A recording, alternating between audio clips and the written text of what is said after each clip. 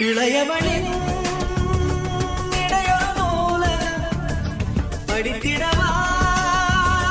பணிவிடும் இரவந்து ஆயிரம் இடைவெளி எதற்கு சொன்னவர்க்கு உன்னாட ஒரு விடுமுறை எடுத்தால் என்ன